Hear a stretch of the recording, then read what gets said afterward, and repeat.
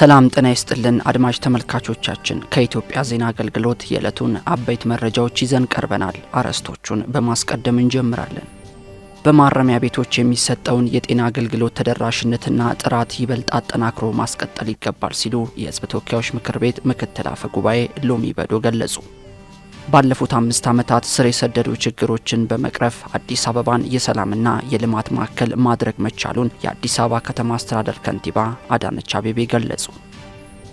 አዲሱ የመረጃ ነጻነት አዋጅ የዜጎችን መረጃ የማግኘት መብት ለማስጠበቅና ግልጸኝነትን ለማስፈን ትልቅ ፋይዳ እንዳለው የኢትዮጵያ ሕዝብ እንባ ጠባቂ ተቋም አስታወቀ። የኢትዮጵያ የዲጂታል ምርታ የትምህርት ጥራትና ተደራሽነትን በማሳለጥ ውጤታማነትን እያሳደገ መሆኑን የትምህርት ሚኒስትር ዴኤታ አየለች እሸቴ ገለጹ። ኢትዮጵያ የጀመረችውን ሁለንተናዊ የኢኮኖሚ ሽግግር የሚያረጋግጥ ተወዳዳሪ የሰው ኃይል ማፍራት ቁልፍ ተግባር ተደርጎ እየተሰራበት መሆኑን የስራና ክህሎት ሚኒስትር ዴኤታ ዶክተር ተሻለ በሬቻ ገለጹ። የሚሉት የዕለቱ አበይት ዜናዎቻችን ናቸው። ዜናዎቹን በዝርዝር እንመለከታለን። ከዜናዎቹ ጋር ቃላብ ጸጌ ነኝ። አብራችሁን ቆዩ።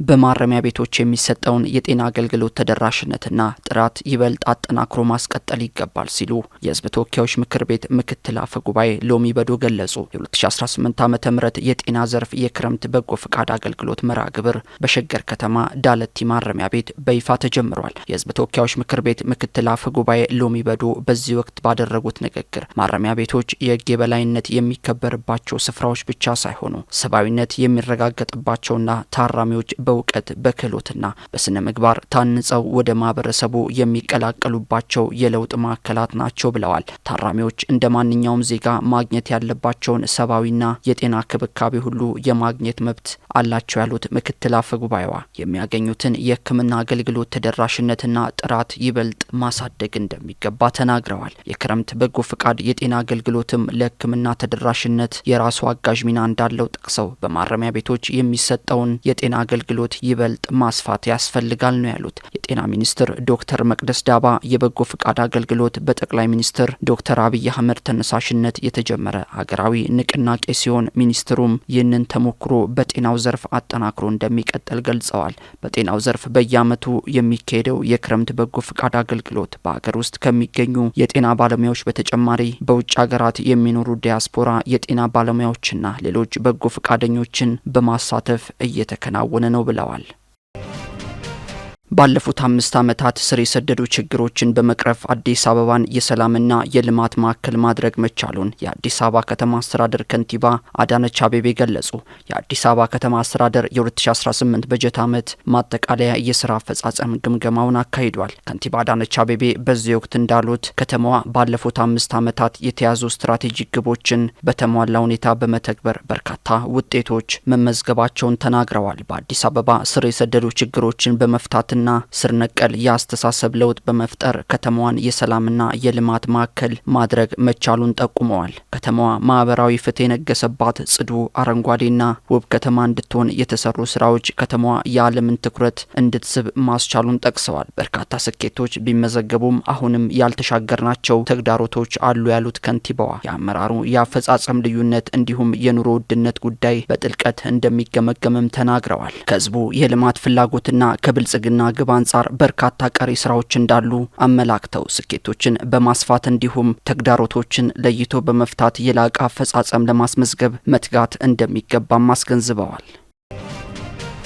አዲሱ የመረጃ ነጻነት አዋጅ የዜጎችን መረጃ የማግኘት መብት ለማስጠበቅና ግልጽነትን ለማስፈን ትልቅ ፋይዳ እንዳለው የኢትዮጵያ ሕዝብ እንባ ጠባቂ ተቋም አስታወቀ። የኢትዮጵያ ሕዝብ እንባ ጠባቂ ተቋም ዋና እንባ ጠባቂ ስመኝ ውቤ የሕዝብ ተወካዮች ምክር ቤት ሰኔ 18 ቀን 2018 ዓ.ም ያጸደቀውን የመረጃ ነጻነት አዋጅ ቁጥር 1427/2018ን አስመልክቶ መግለጫ ሰጥተዋል። በመግለጫውም አዲሱ አዋጅ የዜጎችን መረጃ የመጠየቅና የማግኘት መብት በአግባቡ እንዲከበር ከማስቻሉ በላይ ቀደም ሲል በነበሩ የህግና የአፈጻጸም ክፍተቶች ላይ ትልቅ ለውጥ ያመጣል ብለዋል። ከ17 ዓመታት በላይ ተግባራዊ ሲደረግ የቆየው የቀድሞ አዋጅ ሀሳብን የመግለጽና መረጃን የማግኘት ነጻነትን በአንድ ላይ አጣምሮ በመያዙ በአፈጻጸም በኩል በርካታ ተግዳሮቶች እንደነበሩበት ተናግረዋል። አዲሱ አዋጅ በ7 ክፍሎች በ60 አንቀጾችና በ197 ንዑስ አንቀጾች የተደራጀ ሲሆን ዘመናዊ የሰብአዊ መብት ጽንሰ ሀሳብና የቴክኖሎጂ እድገትን የተከተለ መሆኑን አስረድተዋል። አዋጁ የመረጃ ነጻነት አፈጻጸምን ውጤታማ ለማድረግ በርካታ ድንጋጌዎች መያዙን ጠቅሰው የህጉ ተፈጻሚነት ከመንግስት ተቋም በተጨማሪ ከመንግስት ጋር የገንዘብ ትስስር ያላቸውን መንግስታዊ ስራ የሚያከናውኑትንና የመንግስት ድርሻ ያላቸውን የግል ተቋማትንም ያካትታል ብለዋል።